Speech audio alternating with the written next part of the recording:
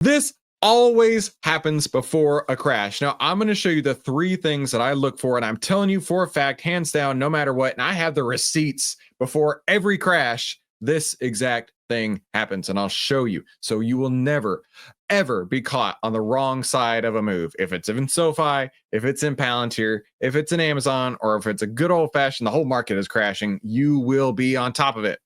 So let's get right into it, right? First thing that happens every single time is Warren Buffett freaks out, right? He says, freak the F out, panic sell everything, it's effing over, right? This is a common occurrence every single time. Not actually, but the first thing that happens is price will close under the 10-day exponential moving average. Now, like I say, I have the receipts. So I found this largest real declines in US stock market history, and we're going to go look at these, okay? This is proof.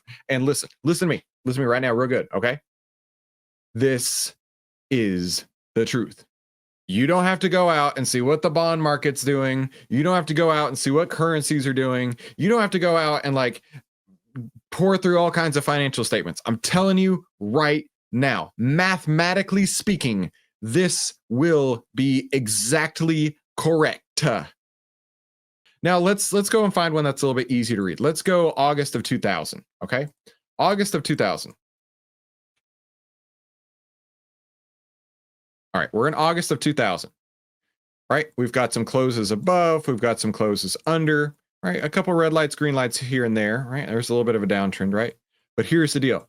It must close under the 10 EMA for the crash to start. Now, let's talk about why. The 10 EMA is the average price over the last 10 periods. Okay, let's equate it going to the grocery store. If you went to buy milk and you know the average price over the last week or so for milk was $2 a gallon. I don't buy milk. My wife takes care of all that. I don't know if that, I'm so out of touch with milk, so sue me. Let's say the average price of milk is $2 a gallon. And today, it's $1.94. You're like, oh, well, that's pretty cool. Right? It's a little bit less than normal. That's great. Now remember, this is a consumable. This is not an asset. A glass of milk, a carton of milk, a gallon of milk will decline in value, and nobody will want it, right? Your job as somebody who buys assets is to buy an asset as it is increasing in price, right? Do you want to be buying the expired milk? No, of course not. Do you want to be buying the next Amazon? Yes. Okay.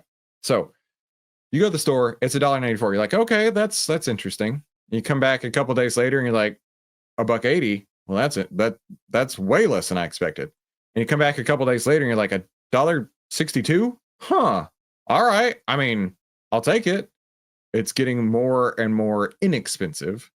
And the only way that happens is if prices are closing under the 10-day exponential moving average. Now, who am I? Right? That's a great question. My name is Christopher Ewell. I am a random guy on the internet, but I've twice been awarded top 100 people in finance. I was mentored by 5 of the market wizards, the best traders of all time, and they will tell you the exact same thing. I've been successfully trading since 2009, and this is where outliers like us save time, make money, and start winning with less risk together as a team. So go ahead and subscribe if you haven't already. Now, the second thing you're looking for is if the 10-period EMA, the 10-period exponential moving average, closes under the 20-period exponential moving average. Now let's talk about this, right? The 10 period is 2 weeks, right? Two calendar weeks, trading days, of course. If the average price over the last 2 weeks goes down so much that it's under the average price of the last 4 weeks, that is a huge crossover, a giant crossover, a bigly crossover that you need to be paying attention to. So let's use a couple other sell-offs here. Let's go December of 1961. Let's go December 1961. 1961, 1201. All right. Now we have our 10 EMA line. Oh, look at this. That looks like the crossover point here from 61 to 62 is where it went from little dots into actual candles. Well, that's handy. All right. So now let's add our 20 period EMA. The black line and the blue line. The blue line is the 10. The black line is the 20. They do cross in the midst of a downtrend. And you'll see them cross up in an uptrend as well. But they must, hands down, for sure, cross if you are going into a crash. That is brutal right there. Look at that one. Look at that beautifully ugly downtrend. that beautifully ugly downtrend that you can see. You can see. You have no excuse. If you're watching this video today, you can tell when stocks are going to crash. You can tell exactly when stocks are going to crash. When the 10 is under the 20 EMA. All right, let's find another receipt. Let's go to where's 1987 here? August 1987. Let's do 1987, 01, 08, or 08, 01. There we go. 1987. Okay. Market's been pushing up, pushing up, pushing up. The 10 crosses over the 20. Hang on. Look at this, look at this, look at this, look at this. I had this line here. Let's go ahead and use it. The 10 crosses over the 20 on specifically this candle, this red candle right here. We'll go with the close on it. This is where the 10 crossed under the 20. Let's zoom out. Holy moly. Look at that. You got out of the way. You did what Chris likes to say all the time, which is sit in cash and don't F up. I think I need one of those like, oh, sit in cash and don't F up. What does this mean? This means get the frick out the way. When the market's not working, stop trying to invest in whatever just because you got money to blow and sit in cash. Because cash may even pay you interest depending on what vehicle you're in cash, but it won't take the monies out of your account. It will add monies to your account. Sit in cash and don't F up. Yes, Vanna White myself. The big, beautiful downtrend. You can short it, or you can just sit in cash and not F up. Now, let's look at this, right? How long do you think it took for somebody who got out this day? Well, let me even say that. Let me rephrase the question here. If YouTube was around in 1987, I can guarantee you, somebody was like, now's the day, buy the dip. You know, every time the market goes down, you got to be buying the dip. Dollar cost average. You must buy the dip right here. How long do you think it took for them to get back to break even? Well, let's just use our handy dandy scroll over here tool, and we're going to go, ooh, that's not looking so good. Ooh, okay, this is going to be a while. All right, now we're all the way into 1988. Okay, now we're into 1989. Okay, May 12th, 1989. And it started, you could have got out of the way on October 8th, 1987. So nearly 2 entire calendar years, you could have been out of the way. And here's the best part about it, right?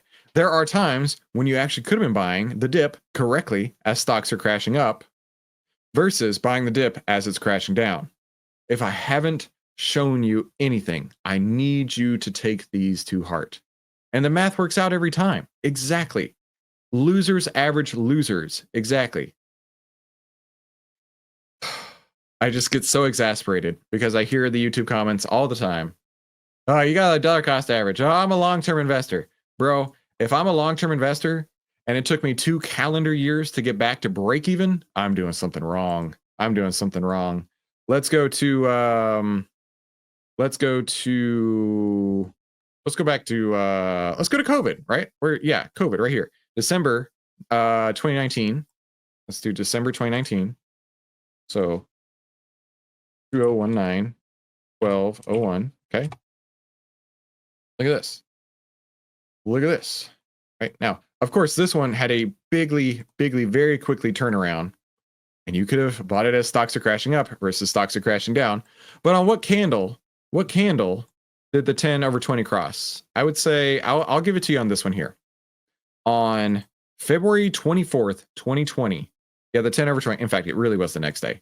February 25th, 2020. That was the crossover point. And I'm telling you, people were saying, buy the dip right here. Buy the dip right here. And even with this big, huge comeback, that was still 4 months. 4 months to get back to break even. 4 months right there. I don't know about you, but I would much rather be buying it as the stocks are crashing up and be to profitability that much faster than as it's crashing down and we don't know how far it's going to go down. Okay, so we talked about you don't want to own a stock when it's under the 10 EMA. Consider that a red light. You don't want to own a stock if the 10 EMA is now under the 20 EMA, right? Those are 2 giant points that I need you to always remember, okay? Now, here's the other thing too, right? You need to sit in cash for proper setups. How long? As long as it takes. This is from Mark Minervini, 2-time U.S. investing champion, one of my mentors. Another thing is, When you evolve to the point of always being patient and only taking quality trades, that means you've decided you're not in it for the action, but to make money. You're here. You have sit out power. You never force trades because you're a pro. Are you a pro investor or are you a gambler? You get to decide that. You also get to hear about today's member highlight. Over in our Discord, we have a great spot where it's called Share Your Big Wins. And like Jamie talked about right here, it says new to OVTLYR. This week I've been adjusting what I would consider a win. Began rotating with my portfolio from a no plan to having an OVTLYR plan. Use the OVTLYR 9 plus the order blocks to exit Amazon instead of being a loser, averaging loser, for a small gain instead of riding the dip. So outstanding work right there, Jamie. And the win number 3, thanks to the plan, I moved my portfolio to 60% cash as he rotates into sit in cash and don't F up. Jamie, outstanding work, dude. I'm really proud of you, right? Having a plan, understanding how the market works. This is what it's going to take for you, Jamie, and everybody watching to be successful. And that's what I love to hear, right? So go ahead and tell me your success stories live here in the chat. Maybe I'll read some of them. And listen, if I've helped you out in any way, the best way that you can pay me back is by telling everybody you know about OVTLYR, because that's the first rule of OVTLYR. You tell everybody you know. So the last thing, the third thing that I want you to get across, right? We've talked about how you don't want to own a stock when it's under the 10 EMA. You absolutely don't want to own a stock if it's under the 10 EMA is under the 20 EMA. And there is no reason on God's green earth that you should own a stock if the price is closing under the 50 period moving average. If you have the price under the 10 and you have the 10 EMA under the 20 EMA and you have the price under the 50 EMA and you are still holding the stock, you are what we call in you are what we call in the industry. This is a very technical term.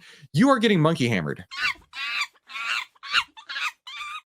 Because every day you're opening your portfolio and you are watching as the brutal monkey hammer comes smashing down upon you day after day after day, hoping and praying that things will come back. So in fact, let's go look at some of these again. Let's go back to August 1929.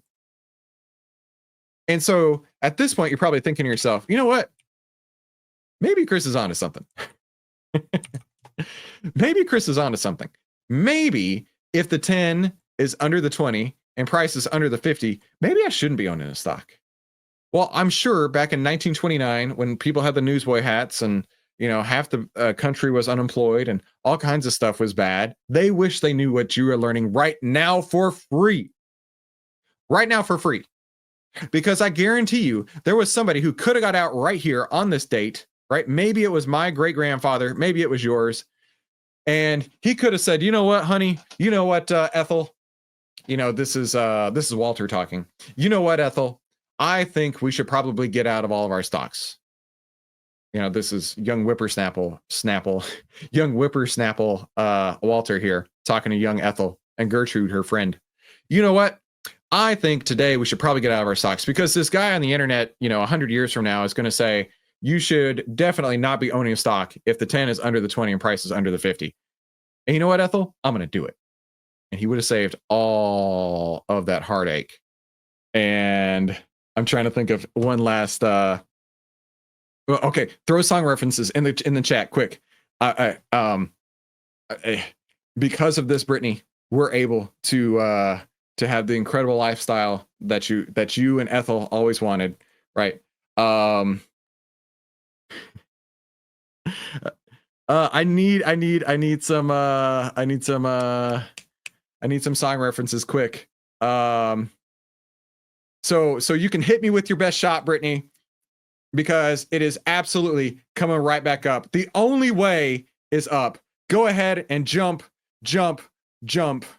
We're not so desperado anymore. No. We are the champions. That's right. There we go. We're going to end off on that because we are the champions. We understand the trends and we'll keep on riding them till they end. And we are the champions. We understand the trends.